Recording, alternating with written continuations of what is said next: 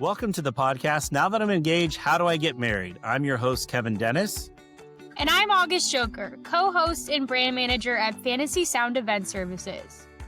In addition to leading the charge at Wedding IQ, I also run Fantasy Sound Event Services, a lighting and entertainment company based in Livermore, California, that I founded over 35 years ago.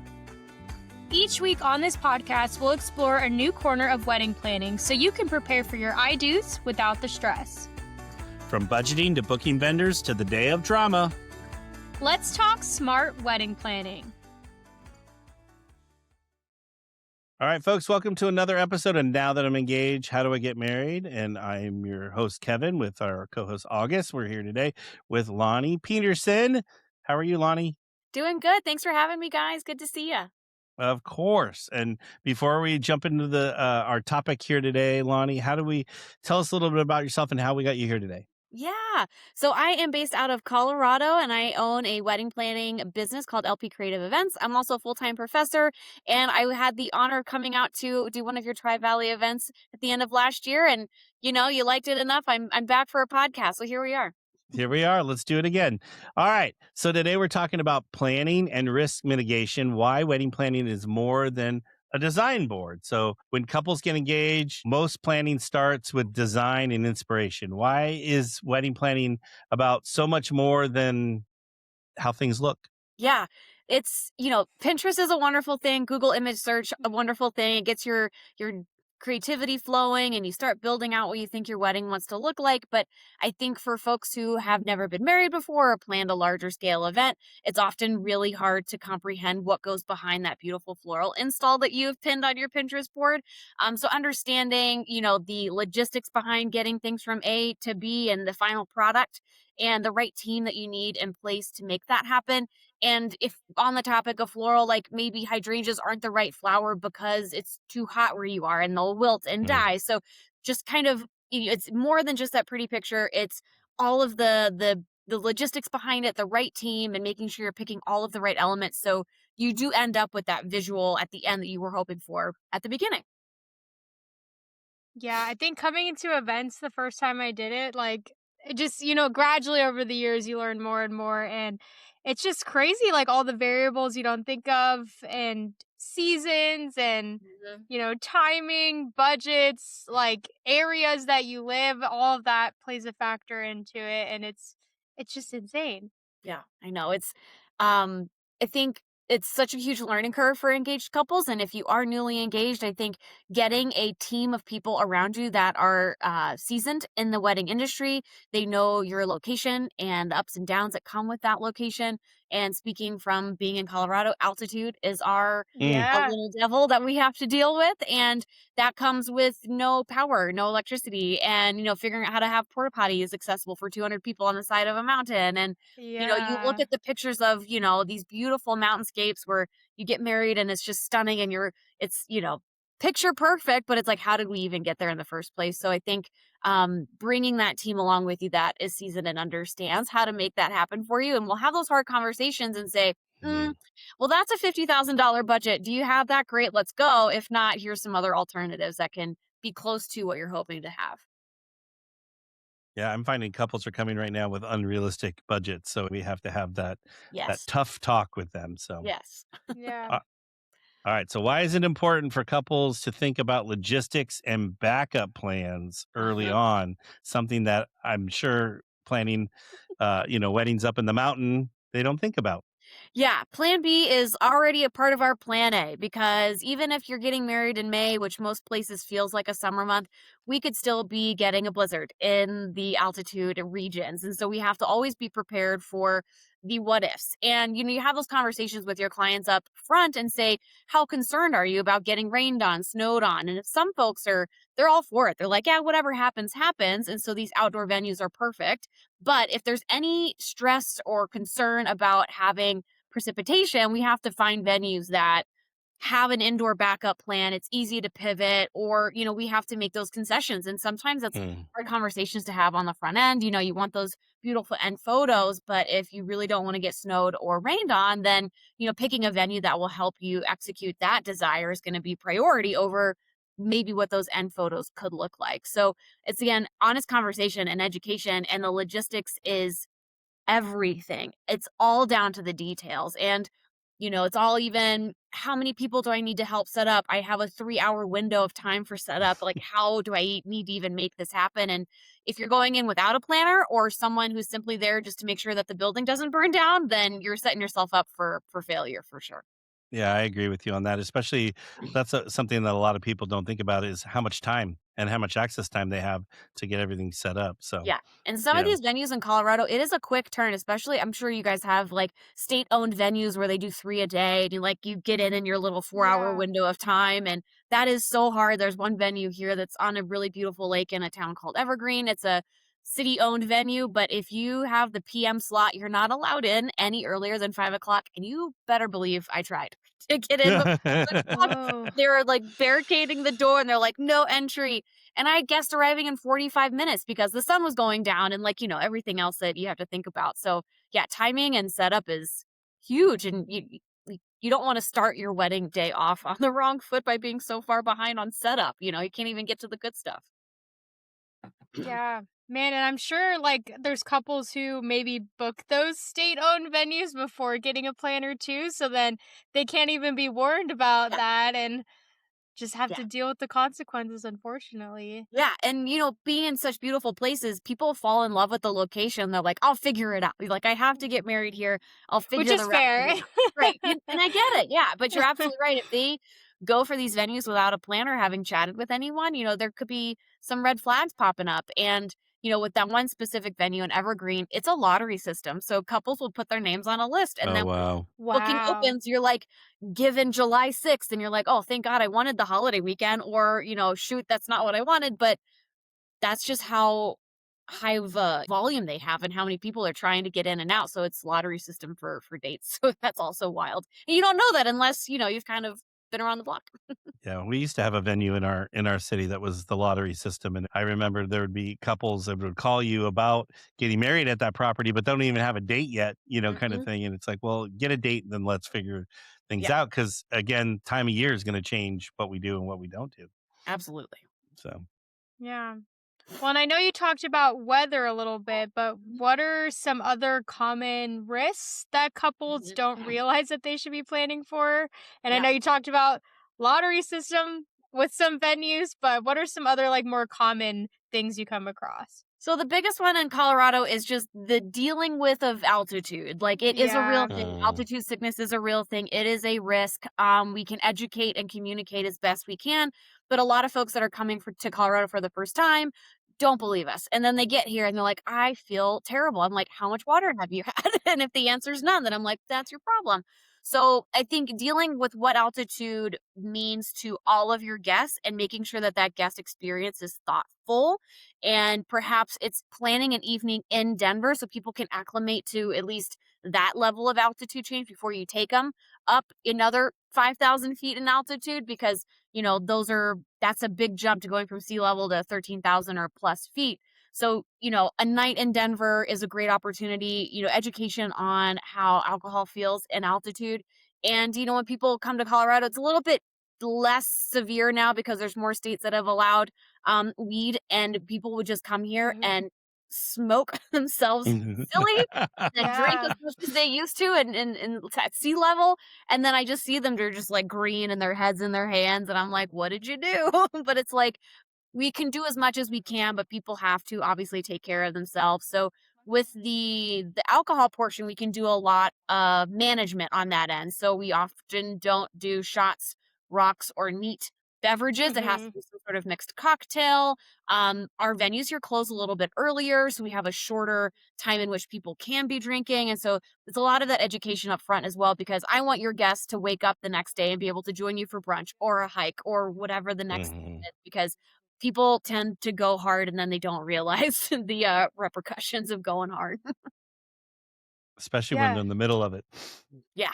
Well, yeah, they're having a great time. They're like, "Look at this insane view. I'm in Telluride. Let's take one back." But then, yeah, you're SOL the next day. That's funny. Well, and one thing that comes to my mind is like, and I don't know if you've ran into this, but I'm wondering if there's ever, I'm sure there has been, but a destination planner maybe taking a job, in Colorado and then not doing the research and then having to deal with Hmm. those repercussions. Like Yep. I'm sure that's happened, but like that's just yeah. I mean, I know you when you were here visiting us, a few months ago, you were talking about it, but it still just blows my mind. Just something I would never think of. Yes, absolutely. And there are some mountain towns that do require like a local planner to be on board, especially Yeah. for folks that are coming into the state for these reasons. Like driving up a mountain road is not normal. It's going to be completely dark when you leave the venue, and just making sure, again, safety is first. And so when you do risk Mhm. mitigation early on, you're really setting yourself up for success for guest experience and everyone getting to and from in a safe manner. So prior to weddings, I did a lot of galas and fundraisers and 1,100 person, quantity events. And we would often do our risk mitigation meeting prior to really get diving too deep into the design, because there's a lot of things Mhm. you can go through with a risk mitigation meeting. You can plan it away. You can put in steps one, two, three. If this happens, then do this. You can, you can change your budget around to accommodate for different things. So we usually do our, we would call them doom and gloom meetings up front, because you just have to think about all the terrible things that can go wrong and then work backwards and figure out ways to try to check all of those things off your list. And it's actually it's next week's topic in my event planning class at CU Oh, Boulder wow. for a risk mitigation lesson. And there's different ways to do it for the class. I usually have them categorize it in red, yellow, green. And so it's easy for staff and other volunteers to take a peek at, oh, I just saw this happen. Where does this fall in the risk mitigation plan? Who do I talk to? And what are the steps that I can take? So back to education, communication as best you can to help with all of that risk. Love it. All right, you were talking about thoughtful planning. So, how does thoughtful planning protect the overall wedding experience? It's everything, especially even the smallest thing of getting a little bit of cushion in your timeline, just Mm. because you Mhm. know that that afternoon rainstorm is probably going to roll through. So give yourself a 15-minute buffer just so you have a little bit of space to kind of wiggle and move things around. And thinking about your guest experience and putting yourself in their shoes is huge to know, like, I'm used to driving all over the state, winding roads, whatever that is, but not everybody is. So how can we help think about what's going to be in the shuttle? Should we have Tums and water or bubbly beverages to help with maybe some tummy upset? Or do we have older folks that need additional support once they get to the location? So, really thinking through little teeny tiny things that can make guest experience even better is going to help the rest of the day run even seamlessly. And, your clients know that you've got their back and you've thought about all these things. Mm. If something were to come up, we've got a plan to execute and to help solve the problems should anything come up, from the teeny tiniest thing to we got to get somebody down the hill because they're puking in the bushes. I love that. Yeah, and I feel like those tiny things really make the biggest of differences because, like, just that exact example you showed, like, maybe I have an upset tummy coming up the hill and it kind of puts me in the bad mood for the rest of the day. But the fact that someone thought about me and thought about that this, might be a possibility, even if I Mhm. did have an upset stomach, like, mentally, I would still Yeah. be feeling better and taken care of the entire day. Yes, and I tell my students this all the time. I learn something from every event that I do, whether Yeah. it's a timeline addition, subtraction, adding something to the emergency kit, having a conversation earlier than I did last time. Like, you learn something every time you do an event. So it never stops. And so my emergency kit is full of lots of really random things, because over the years you pick up what people have asked for, and you want to be able to provide, like you just said, those like amenities that people don't think about coming up. And one of the latest additions has been eye droppers, because altitude, you're really dry, and so people get very dry eyes up, and it's irritating, it's annoying. And so having disposable, like, one use eye droppers has been huge for folks. And but just you learn as you go. And I think engaged couples might not understand, like, even a seasoned planner, we're still learning, but we've got a lot in our Hmm. arsenal and things that we can help you with. And my mission this year is to debunk that day of coordination is a thing. Like, I need to get on board at least 8 months out in order to think through all these risk type items and then plan accordingly, whether it's ordering things, hiring a new vendor, putting out communications earlier. Like, we just need time to figure these things out. And if you're only wanting myself to come on site for the day, you're setting my team up for failure, because Yeah. we are not equipped to solve or help or do anything except be the warm body that everyone's mad at. So Day of coordination, It's not true. if it's 8-month coordination, maybe sign me up. And I think Colorado's a unique territory because we just need time to prepare. Yeah, I I feel love it. like that's been a theme. Don't you agree, Kevin? Like Yeah. lately is just like, yeah, it's not a thing. I mean, we've had a few planners come on to talk about month of, but even that sometimes depending on the size of the operation. And I know you said specifically for your area, like there's so many factors to consider, but even then, sometimes you're like scrambling, right? Like, Mhm. give me all the information. What can I do with this? And even down to the last day, you're still like moving stuff around. So it's really, Exactly. And, yeah. and it's so wonderful when clients want to be involved and book their vendors and do the research. Like, you should absolutely be involved. But if you're handing me a list of vendors that I've never worked with before, I don't know if Mm-hmm. they're covered in insurance. I don't know if they're a viable business.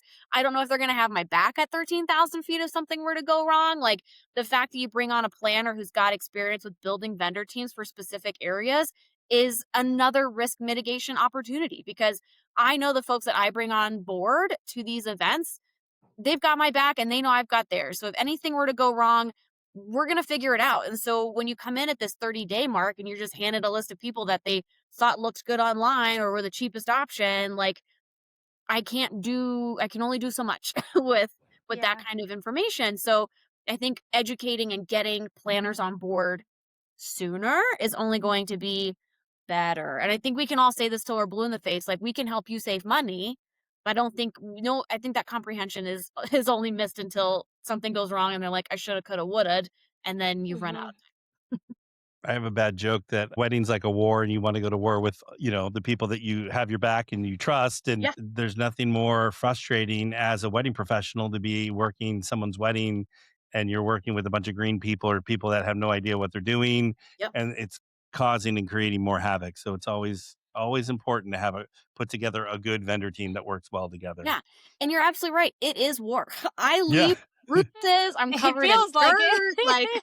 I've walked a half marathon by the end of it. Like, it's a lot. It's a lot on the body. And, it just helps when you've got that really great team with you. It really takes some of that pressure off. Yeah, one bad apple always makes it a rough evening. So, It's true. all right. So, why Yeah. do couples often underestimate how many moving parts exist behind the scenes? Ugh, gosh, this is when I get even in fundraising and nonprofit. It's like, oh, that's easy. I'll get that all the time. Like, oh, it'll be easy. It's not a big, it's simple. Mm. It's just simple. And that's the beauty of a good event planner. If it was Mm, easy, it looked simple, you had a great time, you were never confused. That means there was somebody who was super involved early on that knows what they're doing. So mm. it gives us illusion that it is simple and it is easy and it is this just like blink of an eye magic trick. But that took so much coordination and long-term development and experience to get it to that feeling.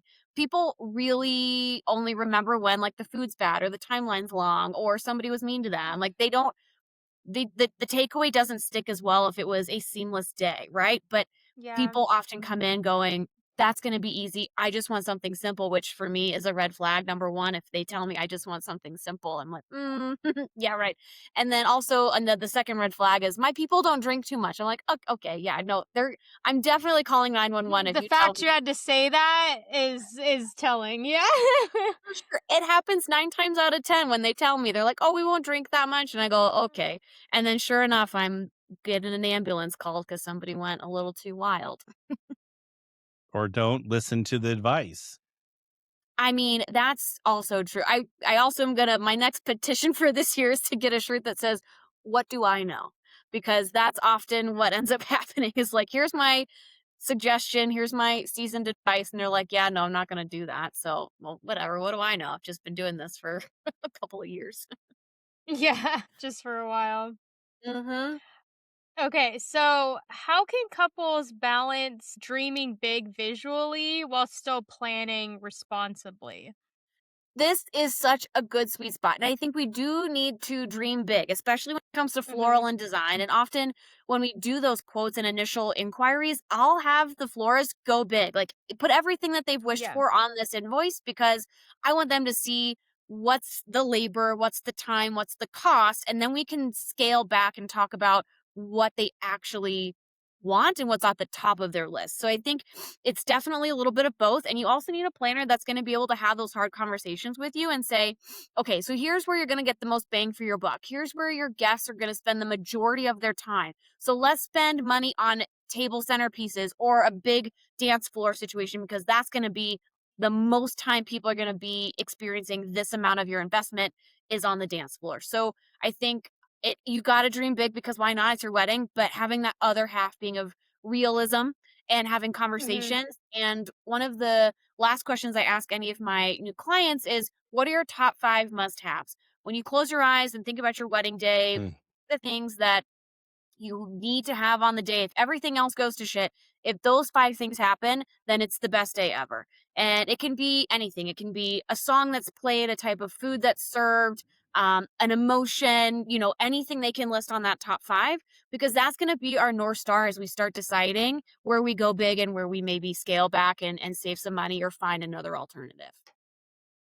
I love it. I'm always big on when we're working with our clients. I call it a go big, go home estimate and then Yeah. think about. But Hmm. like, I'm like, you might as well put everything in anything, because we're not going to, I'm like, I don't make you sign anything to walk out the door. I'm like, this way you have all the pricing for everything. Hmm. Everything's line item. It's easy to add, subtract. And there's times where people go big and they're like, wow, I'm dreaming way over my budget, or, oh, I'm actually right within my budget and like I'm close, kind of thing. So Hmm. I think doing go big, go home estimates are great.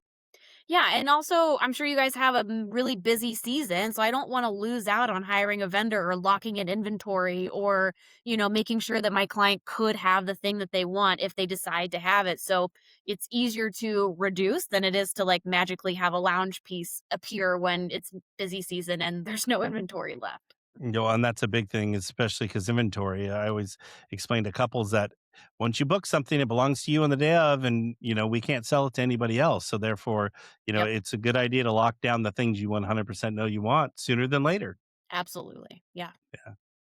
All right. Well, I was gonna say, I also really like the way that you kind of reframed priorities, because I feel like in general, when couples start planning, we always say, like, nail down your priorities before you start. So that kind of drives the ship when you're figuring out where you want to, spend your money. But I Hmm. like how you said pick 5 top moments, because and like if those 5 happen, everything else is okay. I feel like that's just such a great way of looking at it. Like Hmm. if these things happen, the day's Yeah. just going to be perfect to me. And I And think that's a good way to look at it.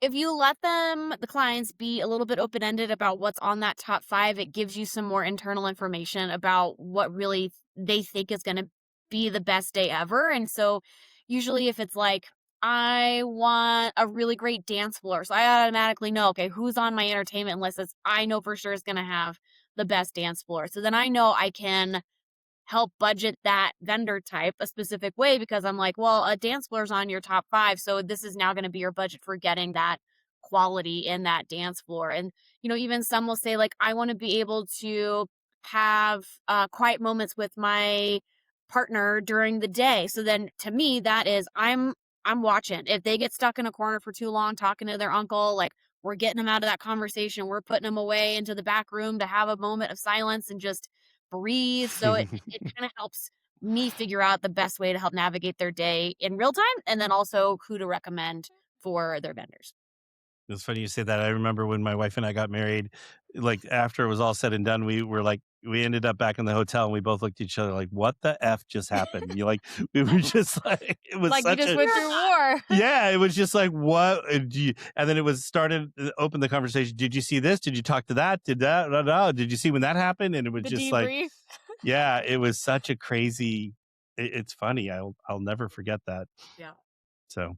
All right. So, how does planning for the what ifs scenarios actually help couples stay present and relaxed? The doom and gloom meeting, as terrible as it is, planning for those what ifs is going to bring you the peace and serenity on the day, because we've talked about this, and this, and our planner's going to do this, and this to solve it. So they don't have to panic, make decisions on the day. I don't have to bother them with questions. Now, if it's off our list and we haven't talked about it, obviously I'll consult, but like there's usually a ton of things that we've covered ahead of time that they know that I'm going to make the best decision for them. And if I have to make a pivot, I'll inform them. And they're usually like, yep, sure, sounds good, whatever you think is best. So building that relationship early on and having conversations about the what ifs and potential solutions for those just builds a better sense of calm, and that they've got trust in you to make those choices on their behalf if something comes up. Yeah, and it's always better having you're working a wedding with a planner that has that relationship with a couple because every once in a while stuff happens, and when the planner can go, okay, we talked about it, and we're going to do this, and this, and without even having to go to the couple, and then and the planner goes to the couple and says, all right, we had to pivot, and this is what we're doing, and they're like, great, and Yeah. there's no problems. Yeah, And it's like, where do you draw the line of like saying you're going into war? Anything that can yeah. go wrong will go wrong. True. So, making sure that they have like a reality check, honestly, of what they could be experiencing on their wedding day. Yeah, I feel I like it's agree. just that what's that saying, like preparing for the worst, hoping for the best. Like Yeah. I Well, then it's anything just that does that. go that day, everything that does happen is wonderful and beautiful, and they're like so thrilled because Yeah. Yeah. they're able to experience it and not have to do the stress and the problem solving side of it. They just got to be there. Mhm. Love it. All right. So in order for couples to prepare for these things, what kind of questions should they be asking their vendors just to make sure they're prepared and protected the day of? Yeah, so this can go from as cut and dry of like, do you have liability insurance? Like, are Yeah. you a good business, good standing business? To asking like interview questions, like when you go for a job, it's like, tell me about a time that was challenging and how did you handle it? Like, have them Mm, talk through a scenario and explain what ended up happening, the steps they took to handle it, and then as the clients, you can decide, oh, that was a good process, or I wouldn't have done that, or they handled it too quickly, or whatever you take from that exercise. I think asking those open-ended questions is great. I get asked often, like, what if you're sick on the day, what happens? And so I come back with, I've got a great team, I've built a lot of great relationships in the industry. If anything were to go wrong, I've got at least 7 people on my speed dial that I could call. But like, my number one goal is to be there for you and make sure that nothing goes wrong, and hence also why we work in the buddy, if not triple system, of having other people on site, that it's not all on one human, which I mhm. think is another misconception, that it just needs to be one person, but I can only be so many places at the same time. So yeah, asking if you've been in a challenging situation, how have you handled it? Um, a lot of maybe personal conversations with family members. You can ask, have you had to have a conversation with a mom, an aunt, or somebody? How have you handled that? And then the people that do know that their people drink will ask, like, okay, so how do you handle somebody who's been overserved? And you're like, okay, here's how we would do that, and here's how we can help make sure that person is not overserved and gets to that point, because that's obviously the goal. Is we don't want to kind of let it be willy nilly, and then all of a sudden we have something to deal with at the end of the night. I had a not so proud moment one time where I had to look at the father of the bride and look at him and say, "You need to chill the fuck out." Yeah, I mean, flat out. I was just like, word up. and that's where we were in that situation in that moment in time.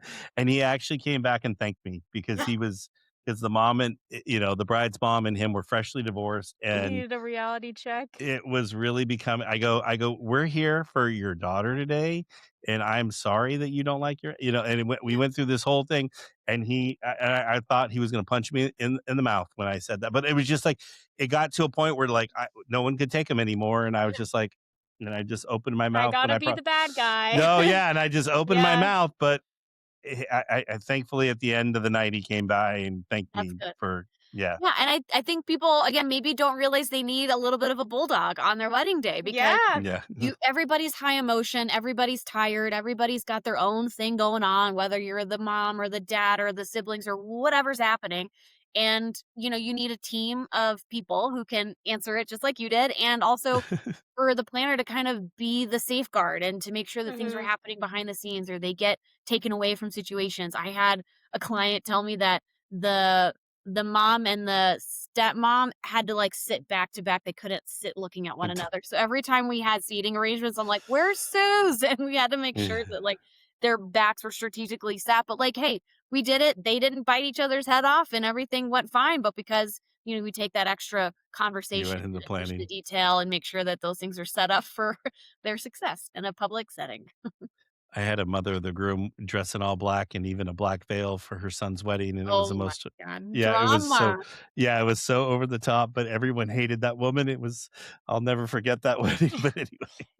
It's so funny how often, like, I feel the parents cause Oh, so many problems, like Parents or siblings, usually, yeah. yeah, yeah. siblings will It's get okay. involved. Bridezilla's not really the problem, it's the moms. It And Mhm. is. It is, other yeah. folks who feel like it's their day, and they sometimes just need a little reality check. And you need somebody willpowered enough to like be able to step in and have the confidence to say those things because sometimes all they need is just a little tap on the shoulder reminder, like this isn't your day, it's your child's, and we need to act appropriately. Or this is what the couple wish, and this is what Exactly. they want. Yeah. Yeah, yeah, yeah. In my Well, So, contract, it says, like, if we didn't talk about something and, somebody asked me to do something and we didn't discuss it, it's not happening. So, yeah. there's a lot of wow, things that, yeah. like, try to happen under the table or I'll get emails on the side. I'm like, "Well, that's not what she wants, so we're not doing it. Thank you so much for that recommendation, but, not today." Yeah. Yeah. And one thing, Kevin and I will ask too during planning meetings is like about family dynamics because there's always something that comes up and I've told couples in the past, and I think Kevin has too, is like, if you need us to be the bad guy for you that day, like we will, because Yep. like I'm never gonna see these people again. And you're my client, so I'd rather make you happy and you have a fun day and not have to deal with all that drama. So Absolutely, and the yeah. wonderful thing, if there is alcohol involved, I'm like, "They're not gonna remember this." They're not gonna know. Yeah, exactly. Yeah. And being in your state, they got the other stuff too to where, Oh, it's the double Oh, whammy, my yeah, gosh. Yeah. yeah. yeah. I can't even imagine. Wow. Alright, so if you wish couples would change their mindset about one thing when it comes to the wedding planning process, what would that one thing be? A good planner is worth their weight in gold. A Mm, good planner will save you money, relieve your stress. It might feel like a huge upfront cost, but it's not in the long run. If you do quick math, it's like 400 hours to plan a wedding. And if your planner's charging you 10,000 bucks, it's like $22 an hour.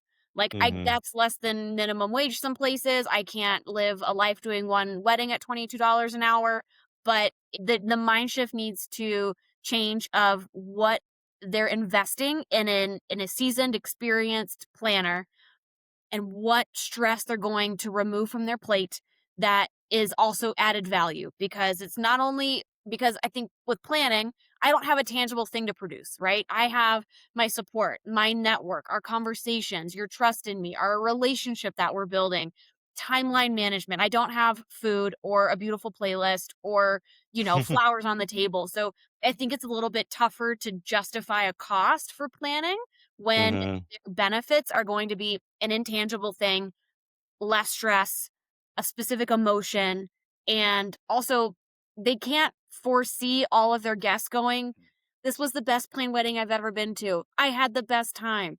I was never stressed out." And so those things stick in their minds when folks invest in a planner. And when you don't, like you're hopefully never getting married again, and you've kind of lost this opportunity to have this perfect storm of somebody really looking after you and having your best interest during the entire planning process. So get your planner early. If you're getting married in 2027, book us now. Guess what? That investment's Yeah. now stretched for 24 months and not 6. So, think about the girl math that way. Like, what is that investment over the duration of your planning time? And in addition to the I want day of coordination, short runway planning times some could be good, some could be not Yeah, great to have a 6-month or shorter planning scheme. So I think thinking through, the order of operations in which newly engaged couples look at vendors. it's crazy, and I like your girl math. That was a good one. No, it's true though. Getting more bang for your buck that way too. Yeah. I mean, you have access to me as soon as you sign the contract. If you're getting married Yeah. in 24 months, whatever you paid me just gets stretched out over that entire time. And, it does feel like a large lump sum, but like I'm open to payment plans, whatever. This is going Yeah. to relieve so much stress down the way, no matter how many 5-star reviews I have. Like, it's still this thing of like, you're too expensive, you're too expensive. I'm like, all right, fine. I'm not for everybody. But here's the thing, Mhm. what do you value in your wedding day experience? Do you want someone to have involvement and understand how you and your partner work and can make choices for you and advocate for you and build a really strong vendor team? Or do you want to willy-nilly and like hope for the best? Because that's honestly what's starting to happen, I think. Hmm. Perfect. All right, Lonnie, we're wrapping up. So where can couples learn more about you and your wonderful work? Yay. So my website, lpcreativeevents.com. I'm also on Instagram, lpcreativeevents. I think it's a good time. I show a lot of my puppies and horses, so it's not all wedding content because you get to kind of see my personal side of my life. And I also do keynotes. So On Stage with Loni is my keynote Instagram, and lonipeterson.com. All right, perfect. And we'll be sure to share all of Lonnie's information in Yeah. the show notes. So, Lonnie, Yeah. we can't thank you enough for being here today. We really appreciate Yeah. it. Appreciate you guys. Thank you so much. All right, folks. Thanks for listening to another episode of Now That I'm Engaged. How do I get married? We'll see you next time. To our listeners, thank you for tuning in to another episode of Now That I'm Engaged, How Do I Get Married podcast. Brought to you by Fantasy Sound Event Services. I hope you enjoyed listening to this episode. Please get in touch with me or August if you have any topic you would like us to cover. Or if you're struggling with your wedding planning, please be sure to submit a question to podcast@fantasysound.com.